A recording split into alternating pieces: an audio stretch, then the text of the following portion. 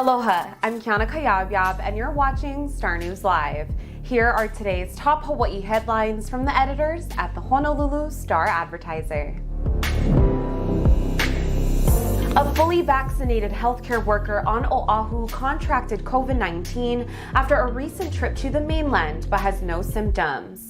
The Department of Health officials said they recently identified the case in a person who traveled to multiple mainland cities about a month after being fully vaccinated.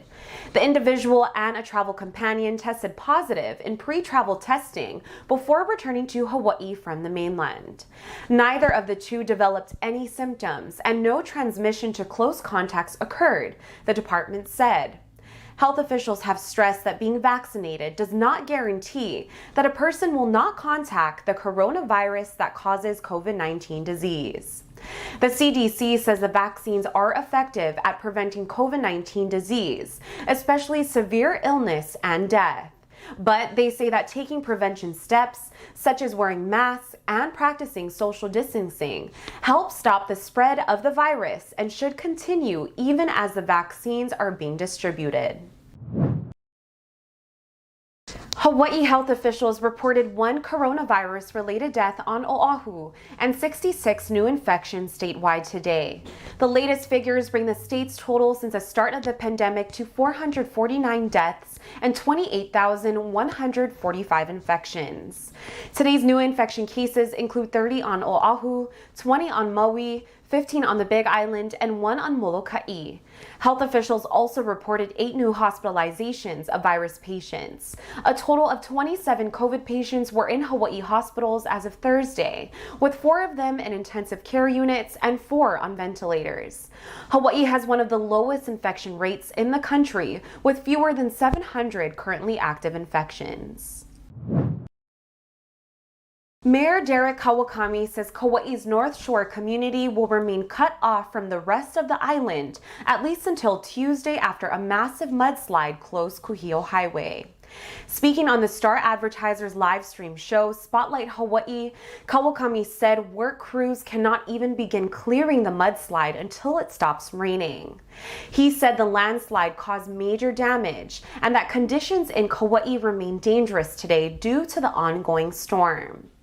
The entire state remains under a flash flood watch through 6 a.m. Saturday, and Kauai has been getting the heaviest rain today. Torrential rain earlier this week triggered the huge landslide at Hanalei Hill near the Hanalei Bridge. County officials said first responders can still get to the community by boat and helicopter for emergency calls.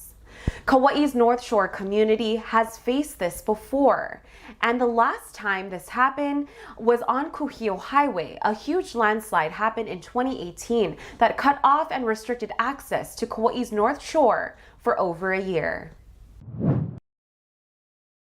Hawaii's Attorney General Office says a couple from Ohio and a man from Montana have been arrested for alleged COVID-19 quarantine violations.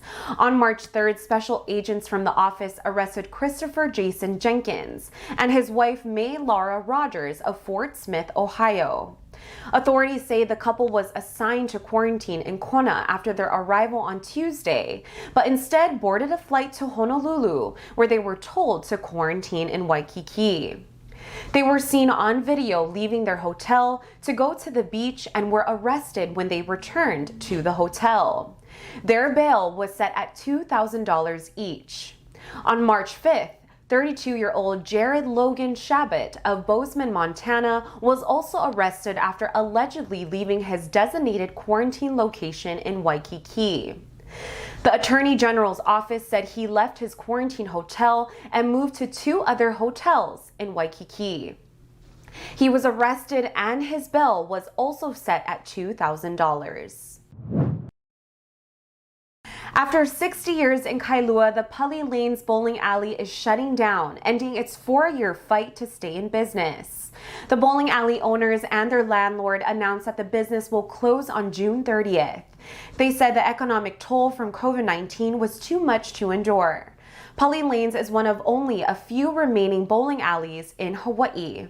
In 2017, landowner Alexander and Baldwin Inc. announced it would be redeveloping the Kailua property.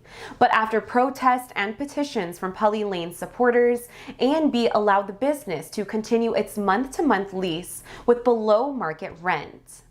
A&B executives said they will explore ways to preserve the building. For more on these stories and all the latest headlines, subscribe to the Honolulu Star-Advertiser. Visit Hawaii's top source for breaking news online at staradvertiser.com and download the Star-Advertiser mobile app. Mahalo, and we'll see you back here next week Monday.